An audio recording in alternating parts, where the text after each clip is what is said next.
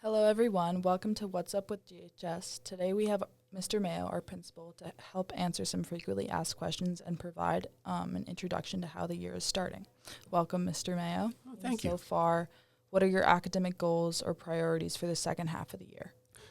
Well, we have full year academic goals that we put together in the summer, and then we submit them to the superintendent, and they are based on the district's strategic plan. So our goals are pretty much set for us, and they include a goal in mathematics, a goal in language arts, based on SAT testing, a goal in science based on the GHS testing. We have a goal for our graduation rate. And then we have three other goals that are based on survey data. Okay. And based on the changes we had this year, like the start time, have you seen any differences with students or teachers that are good or bad? Well, it's hard to say since I'm not standing in front of a classroom every morning at 8 o'clock. But I think the really good aspects of the half an hour that we have before we be in classes at 8 o'clock are that students get to get here and are able to eat breakfast. They're able to prepare for themselves for the day. They can go see a teacher. They can go be in a club. Whereas in years past, the buses arrived so late that they were barely able to get to their classes on time. So I think it's a big help for students. I also believe that students are so booked in the afternoons that they didn't have time to do any of those other things in the afternoon. So I think it's helpful for the students, and I think it's also helpful for the teachers because they're getting out a lot earlier and they're not hitting the traffic that they were hitting even last year. So it's helpful for both students and staff, especially for staff morale, because they don't, like I said, they're not stuck in traffic on the Mayo or the Thruway. Yeah, I agree with that. It gives you a lot more time to do like things after school. What subjects or grade levels seem to be performing the strongest this year, and which ones might need some extra support? Well, our junior and senior class, they're always ready to go because they've been here for 2 to 3 years now, and they know the drill. They know what is expected of them.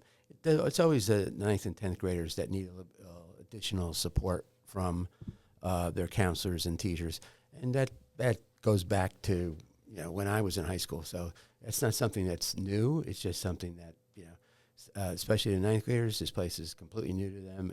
They have to travel, and they have to travel quickly from one class to the next. They have the expectations are a lot higher and harder on them, and I think the 10th graders are just moving into a place right now where they're getting comfortable with this building and our expectations of excellence, and they're starting to take off. So, we will continue to work with our 9th grade students and parents and staff to make sure that they can get up to speed as quickly as possible. But it's a process, and it's as we used to say, and it's not a sprint. Yeah. It's a marathon. So we want to make sure that we're getting them ready for the very, very hard courses that are becoming their way in both in 10th, 11th, and 12th grade. Okay. And then kind of piggybacking off of that question, looking over the trends over the past 3 to 5 years, where do you see our school's biggest academic strengths and weaknesses right now? Well, if you look at our trends, especially in language arts, congratulations to all the English social studies teachers that are making that happen. We are also trending upward in mathematics, but just not as fast. Our NGSS scores are probably first or second in the state of Connecticut. So those tests that the juniors take in May have been, we've gotten amazing results.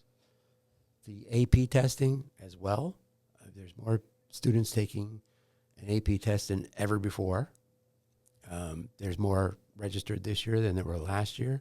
So every year we're hitting a new milestone in terms of participation, and those scores are coming back in at a very high rate. I think 98% of our students that took the SAT scored a 3. That's pretty amazing.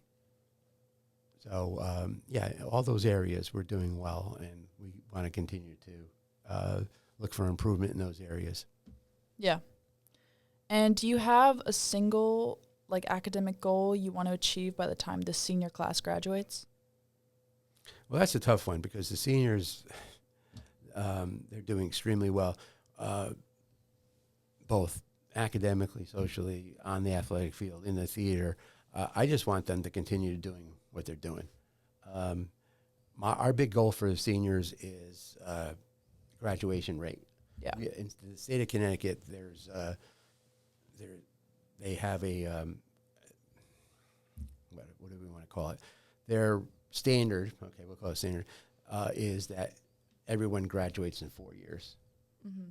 And you get a percentage of students that graduate in 4 years every year around the end of November, December. That's when the rate comes out. So this year, our graduation rate was at 98%, which is amazing. Yeah. Well, it's very, very, very good. But in about 4 or 5 years ago, it was 94%.